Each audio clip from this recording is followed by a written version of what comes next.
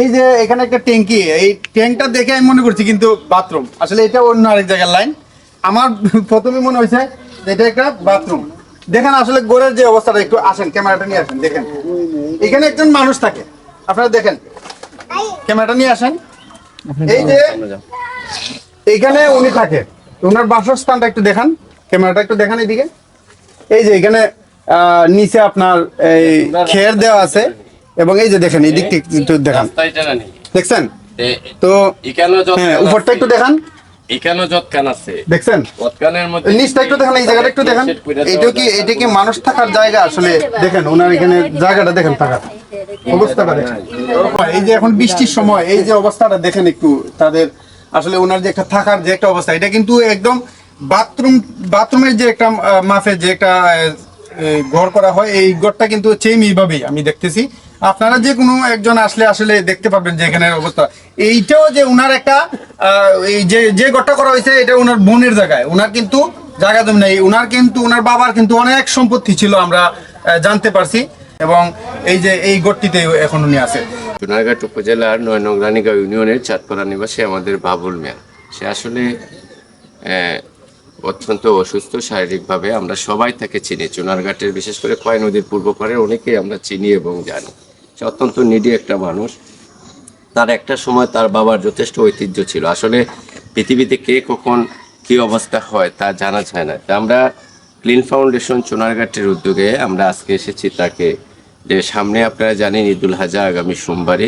এই ঈদুল আজহাকে আনন্দকে সবাই যাতে ভাগ করে নিতে পারে, সেই লক্ষ্যটাকে সামনে রেখে আমরা যারা ক্লিন ফাউন্ডেশনের স্বেচ্ছাসেবীরা আছে আমরা এখানে উপস্থিত হয়েছি।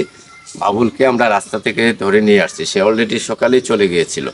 তো আমরা রাস্তা থেকে নিয়ে আসছি, আমরা চাই যে এই বাবুলের পাশে দাঁড়াতে। আসলে দেখেন এই সমাজে অনেক এরকম ব্যক্তিবর্গ আছে যারা আল্লাপাক মানসিকভাবে বিভিন্নভাবে তাদেরকে অসুস্থ করেছেন, কিন্তু আমরা যারা সুস্থ আছে আমাদের সুস্থতার নিয়ামতের শুকরিয়া আদায় করা দরকার। এবং বিশেষ করে এই সমস্ত বাবুলের মতো যারা অসুস্থ আছে, বিভিন্ন জায়গায় চলাফেরা করছে, বিভিন্নভাবে অপরিচ্ছন্নভাবে থাকছে, তাদের পাশে দাঁড়ানোর জন্যই ক্লিন ফাউন্ডেশন। আমি আজকে এই ভিডিওর মাধ্যম দিয়ে আমাদের চুনারঘাট উপজেলার যে সমস্ত এলাকায় বা যে সমস্ত গ্রামে এই সমস্ত লোকজন আছে, আপনারা আমাদেরকে নক করলে আমরা চেষ্টা করব ক্লিন ফাউন্ডেশনের পক্ষ থেকে তাদের পাশে আমাদের ক্ষুদ্র সামর্থ্য নিয়ে দাঁড়ানো। আমরা অনেকে বলতে পারেন যে এই জিনিসটা এত পাবলিসিটির দরকারটা কি? আসলে দেখেন সমাজে পাবলিসিটি ছাড়া আমরা কিন্তু কেউ কারো স্বার্থে আগে আসি না। আমরা চাই যে আমাদের এই কাজটার সাথে স্বেচ্ছায় যাতে আমাদের সকল লোকজন এখানে সম্পৃক্ত হতে পারে এবং আসতে পারে, আমরা সেই কাজটা চাই। যার কারণে আমরা চাই যে আমাদের এই কাজটা দেখে আরও যারা আছেন সমাজে এই সমস্ত কাজ করতে আগ্রহী আছেন তারা আমাদের সাথে সম্পৃক্ত হবেন, পাশাপাশি ওনারা ব্যক্তিগত উদ্যোগ থেকে তাদের পাশে দাঁড়াবেন। বাবুলের যে গড়টি আছে দেখেন, এই রাস্তা দিয়ে কিন্তু দৈনিক হাজার হাজার মানুষ আসা যাওয়া করে, শত শত মানুষ এই দুই গ্রামের আসা যাওয়া করে। কিন্তু সে যে অবস্থায় আছে, আমি কিছুদিন আগে এসে দেখে গিয়েছিলাম, আপনারা লক্ষ্য করেছেন যে এখানে মানে সুস্থ মানুষ যদি এক রাত্র থাকে সে সম্পূর্ণ অসুস্থ হয়ে যাবে। তো এখন এটার দায়িত্বটা নেবে কে? তার তো বাবা নেই, মা নেই, তার কোনো ভাই নেই, একটা বোন আছে, তার পক্ষে এটা সম্ভব নয়। সেই জন্য আমি আহ্বান করব যে অত্র এলাকায় আমরা যারা আছি, বিশেষ করে চাঁদপাড়া পোনারঘাট যারা আছে, সে কিন্তু প্রায় সময় আমাদের কাছে যায়। তো যখন আমাদের কাছে যায় আমরা হয়তো একবেলা তাকে ভাত খাওয়াই দিয়ে দিই, কিন্তু সে যে ঘুমাতে পারছে না, আরও অসুস্থ হয়ে যাচ্ছে, সে যে এখানে প্রস্রাব পায়খানাটা সঠিক মতো করতে পারছে না, আরও অসুস্থ হয়ে যাচ্ছে। তো এই অবস্থা থেকে উত্তরণের জন্য আমরা যদি ক্ষুদ্র একটু চেষ্টা করি, যেমন একটা ঈদের সময়ে বৎসরের 2টা ঈদ আছে, প্রতিটা শুক্রবার আছে, আমরা যদি এই জাতীয় দিনে আমরা যদি সবাই এগিয়ে আসি এই সমস্ত বাবুলদের পাশে, তাহলে কিন্তু সমাজের একটা পরিবর্তন হবে। তো আমরা চাই আসুন, রাস্তায় যারা পড়ে আছে, পথে যারা পড়ে আছে, যাদের কোনো অভিভাবক নেই, আমরা এই সমস্ত লোকজনকে ক্ষুদ্র সামর্থ্য দিয়ে ক্লিন ফাউন্ডেশনের চুনারঘাটের মাধ্যমে আমরা চাই যে এই সমস্ত কাজ করতে।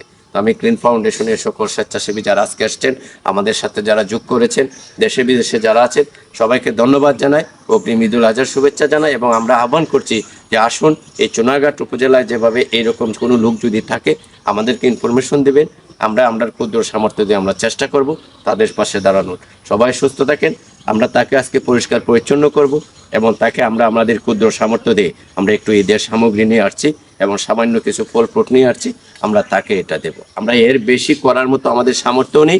আমরা যদি কখনো সামর্থ্যবান হতে পারি, আমরা ক্লিন ফাউন্ডেশন তাদের যাবতীয় দায় দায়িত্ব নেওয়ার মতো মানসিকতা আমাদের আছে এবং আমাদের সিদ্ধান্ত আছে। আপনারা আমাদের জন্য দোয়া করবেন, আমাদের পাশে থাকবেন। সবাই ভালো থাকেন। আসসালামু আলাইকুম রহমতুল্লাহ। ওনার শারীরিক যে পরিচ্ছন্নতার কাজে আমরা নেমেছি, এটা প্রায় আমরা শুরু করে দিয়েছি। গ্রিন ফাউন্ডেশন সোনারঘাট কর্তৃক আয়োজিত আজকের এই উদ্ধার অভিযান পরিচ্ছন্নতা কাজের যে আমরা আমাদের পাগল ভাইটিকে সহযোগিতা করতে যাচ্ছি। উনি অসুস্থ, তো ওনার অবস্থান এতটাই দুর্বল যে কারণে আমাদের প্রভাষক আব্দুল করিম স্যারের নেতৃত্বে আমরা আজকে এখানে পরিচ্ছন্নতার জন্য নেমেছি।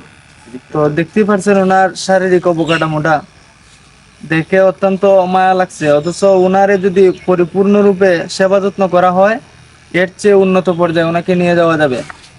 তো আমরা আমাদের অবহেলার কারণে আজকে ওনার এই অবস্থা। যদি কোনো হৃদয়বান ব্যক্তির নজরে এই বিষয়গুলো আসে, অবশ্যই আমি মনে করব ক্লিন ফাউন্ডেশনের মতো আপনারাও যাতে ওনার পাশে দাঁড়ান, এই আহ্বান জানিয়ে আমি আজকের মতো বিদায় নেব। আসসালামু আলাইকুম।